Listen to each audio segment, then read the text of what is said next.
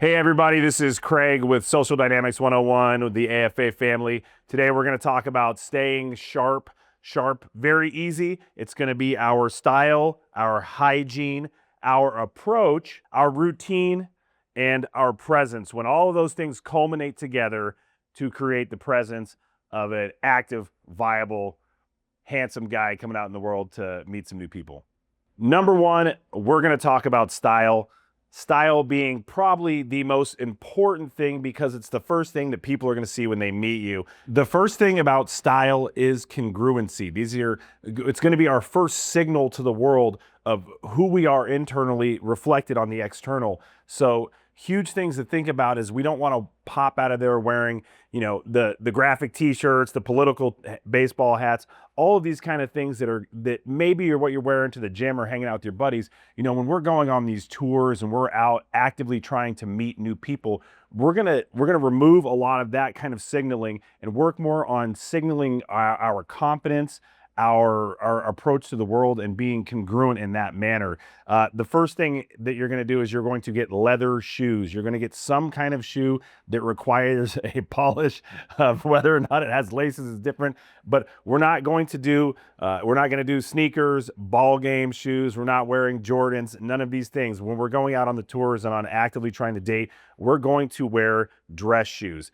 It seems simple, but a lot of people are missing out on this. The other thing we're always going to do is we're wearing pants, and I'm not talking about sweatpants or joggers or something you saw on TV. I'm talking about a pair of expensive or nice or high-end jeans or slacks, something that's impressive, something that looks like you have your life together. That's part of our congruency. And the last thing is whatever shirt we're wearing is going to be something that doesn't go in the washing machine. This is not a washing machine shirt, and it's also not a dryer shirt. We want to be able to be the kind of people that can, manage going to the dry cleaner on our own and picking up our own shirt. And all of these things, as silly as they sound and as much as we're laughing about it, what this communicates to anybody in the opposite sex is that you have your life together. One of the important things about our personal style is it should be a reflection of who you are internally. I'm a firm believer in that.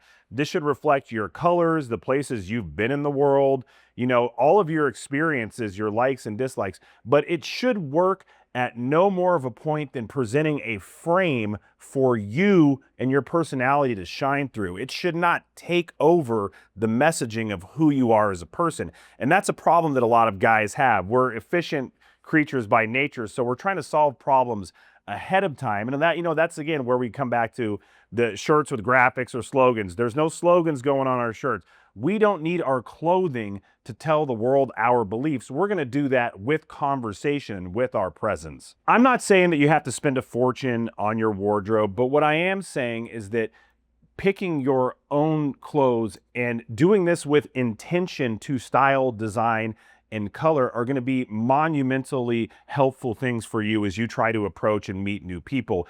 Wearing the clothes that your ex-wife got you or the tie that your daughter got you for Christmas, that stuff is huge, and it works well when you're around your family and your friends in those kind of settings. But this is a different setting that we're embarking on. When we're going out on tour and when we're going out to meet new people and date, we're trying to present a current, fresh, excited, today level of person to them. And you may be able to find that stuff at Walmart. You may be able to find that kind of stuff at Costco. Personally, I haven't, but I'm not, thrift stores are a great place to start working on creating your unique style and something that speaks to, a higher level of who you are as a person. And it's a great place to meet people at thrift stores too. Hygiene is one of those things that kind of seems like a no-brainer, but honestly, all guys, especially that we're working, we're taking care of families, we're out in the world trying to achieve all these goals. We often shortchange ourselves first. And one of the first places that guys start to slack off is in personal hygiene. And these things are daily, weekly, and monthly habits. The daily thing should be very simple, which is always, we're going to say, intentional looking design and craft. Intentionally having your hair in a certain way, whether you're bald or balding or you have long hair or a fade, these things should look like you're putting daily effort into this and not overgrown or shaggy. especially unless you're a 21-year-old guy, that look's probably not going to work for you. Ear hair, nose hair, plucking our eyebrows, shaving our faces, to look good. It's the first thing that we overlook when we're in a hurry or we're excited to get out the door and meet new people. But we do not ever want to skip that 2-minute look at yourself in the mirror and just start from the top and work down low. Is your nose clean? There are ears, the hair's poking out of your ears. Do you have food stuck in your teeth? Did you brush, floss? Open your throat up, look into your throat. Do you have tonsil stones? These are things that people can smell, the real stuff. They sell a kit on Amazon that you can flush this stuff out with, but having good breath is something that's so huge. And a lot of older guys, we've learned to look past this in our friends and our families and our parents. And so just because we ignore it in other people doesn't mean that people are going to ignore it in us. And we don't want to miss out on these very simple steps that help us win and help us, achieve what we want for down the road when we're going on the tours and we're dating. We don't want to miss out on these easy little steps. And we certainly don't want to be off-putting to the people that we're spending so much time and energy and effort into approaching in the first place with something as simple as, having crusty eyes or bad breath.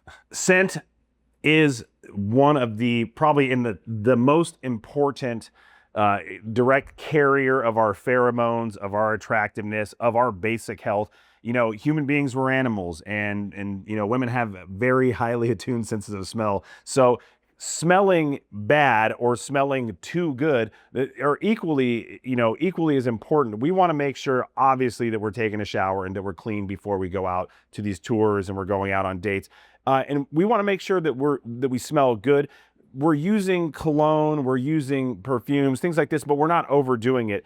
My teacher in high school always said that you should never be smelled coming or going, that you should only be able to be smelled when you're in direct, close personal contact with a person. A foot away is the extent that somebody should be able to smell you. And that goes for whether you're wearing perfume or Axe body spray or anything like that, or scented lotions. A lot of us are using, are using bath gels or shower gels like that. Those are scented.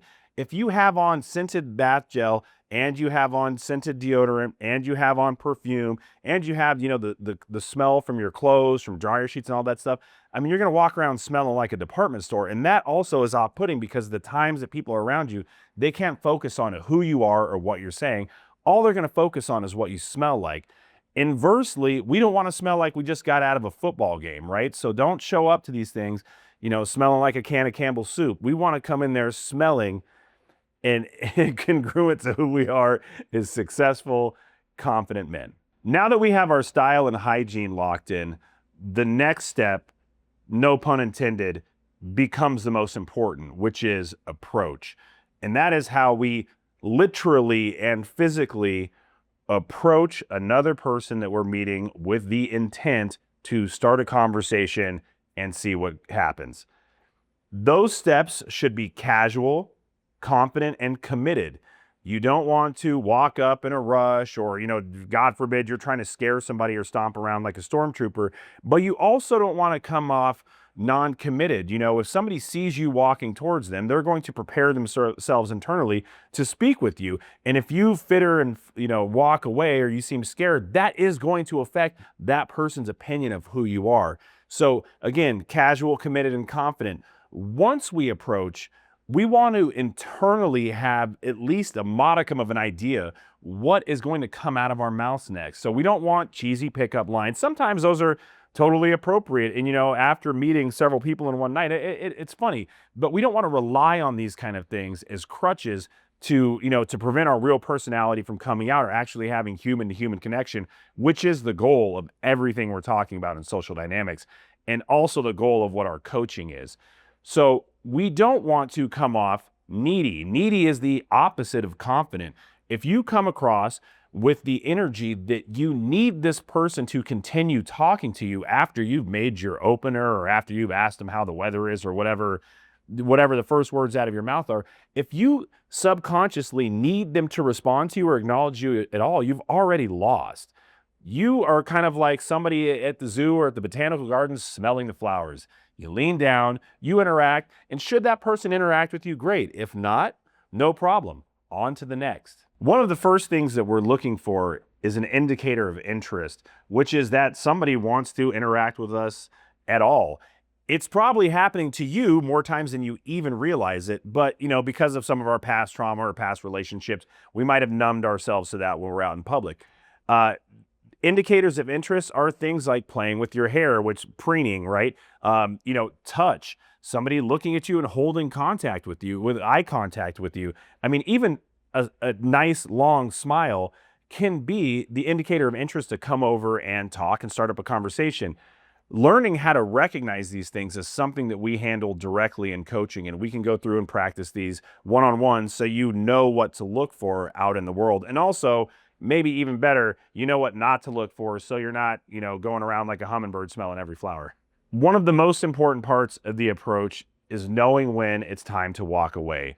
Whether you've hit a dead end or whether you've hit the part where you need to exchange personal information like phone numbers or Instagrams or email or carrier pigeon address, whatever your preferred method of communication is, where two things are going to happen. Either we're going to reach a point where the conversation has reached its natural conclusion, or we're going to reach a point where, the person you're talking to, where she's into you and she wants your information. So knowing how to pull your phone out, get a phone number, knowing how to realize that she's not interested and walk away. These things are really important, and they are part of the approach. And at either situation, once you've done the work, the time then is to leave. When you get her phone number, for instance, you don't want to start linger around and basically at that point, you're kind of bothering the person you just did all this work to go talk to in the first place, right? So we don't want to do those things. Part of the approach, and maybe the biggest part of the approach, is knowing how to say goodbye and walk away. Thanks for your time, not interested. Here's my phone number, would love to see you again, want to get coffee. Seal the deal, take care, walk away. Walk away confidently, just as confidently as you walked in. Style, hygiene, and approach, all of these daily things come together and they create a routine. And this routine is magnificently important in how we present ourselves as men out in the world. And you know it and I know it, that we can take a look in the mirror, a look on our phones, or a look down the street and see when anybody's not sticking to their routine. And these are the kind of things that your good friends and good family members and even maybe your children will call out in you. You might get a call that says, Dad, I've noticed that you're putting on some pounds, or I noticed that you're getting pale because you're not going outside, Dad. These kind of things are red flags. So our job as men is to be ahead of these things, to make sure that we are eating healthy, that we are, drinking and having merriment in a responsible fashion, that we're not letting the lesser parts of our character take over. Those all culminate into our routine. And that routine is exactly the congruency that we're showing when we go out and meet people. The routine is what people see. That's why the first impression is so important, because when you're meeting somebody, they can see how you've been living your life for the last 3 months. One of the most important things that all of us men, and I mean everybody to be honest, but all of us men need as part of our routine is the proper amount of sleep. If you are not getting the correct amount of sleep and you are not making sleep and healthy sleep a priority in your life, it's going to show up in your testosterone. It's going to show up in the way your skin looks. It's going to show up in how much you give a damn about yourself. All of these things are going to be evident. And I want you to look at a big picture of your life and what you're trying to create when you invite a woman or another person into your life. Is you are essentially saying, I have created a nest built for two. And you're one of those people. If you are not taking care of yourself and your nest, how can you possibly be able to take care of another person? So this kind of mindset is again, the congruency that we're talking about. We want to show the world and, potential mates and romantic encounters and show these human connections that we can maintain a family, that we can maintain a healthy lifestyle for her and for us. As far as routine is concerned, I am a huge proponent of working out. I know that a lot of us guys are probably afraid of that term because we may have lingering injuries, we may have trauma from the jocks in high school. You know, some of us are just repulsed or turned off by the idea of just stepping into a gym because of the competitive nature. I understand that. And I know from experience that it's one of those things that not everybody is going to overcome in their life, but every one of us to some extent has the ability to create a healthy fitness lifestyle, unless impaired, you know, physically. So I'm not saying that you have to be a gym rat or spend every waking hour pumping iron. But what I am saying is that you have to have some daily, and I mean daily as in 7 days a week, some amount of time that you're spending connecting with your body to be present in your corpus, to be using your legs on a walk. You know, you can listening to audiobooks or these podcasts out while you're walking around your neighborhood. You know, any of these things, even if it's 100 push-ups a day, any of these things create and build this routine to strengthen ourselves internally and externally, from breath to hair to skin to fitness to our mindset, like reading, meditation, prayer, if that's what you go for, right? All of these habits are going to form who we are. And are literally going to form what we look like when we're out in the world. And all of those habits and the way we look and our appearance, all of these things that we've been talking about are going to form our presence. And that becomes maybe the greatest currency we have as men is our presence. You know, are you the kind of guy that walks into a room and people pinch their nose and turn their back to you? Or are you the kind of guy that walks into a room and people want to shake your hand or give you a hug or give you their phone number? Do you make people feel at ease? You know, I'd like for you to imagine that there's a little light bulb on top of your head, and every time you walk into a room, that light either turns on or it doesn't. How bright is your light? What color does it shine? These are the things that during our daily habits and our daily routines of focusing on ourselves as men and focusing on, you know, being better, being good and being better men, these daily habits are going to be the foundation of what makes you attractive to anybody. Maybe the reason that you're, you know, missing cues or you're slipping or maybe you're backpedaling a little bit in life is because you're not following through with these fundamental things in the Sharp system, right? You're cutting some corners with yourself. And so beyond just the aspect of relationships and dating and, you know, social dynamics, the important part of Sharp is that it's actually helping to keep you at your physical and mental peak health. And, you know, through everything that we've talked about, that's going to be the most important thing. That the biggest takeaway from all this is that you are happier and you are living a better life. I'm really looking forward to hearing from all you guys and helping you get prepared for the tours. And remember, stay sharp.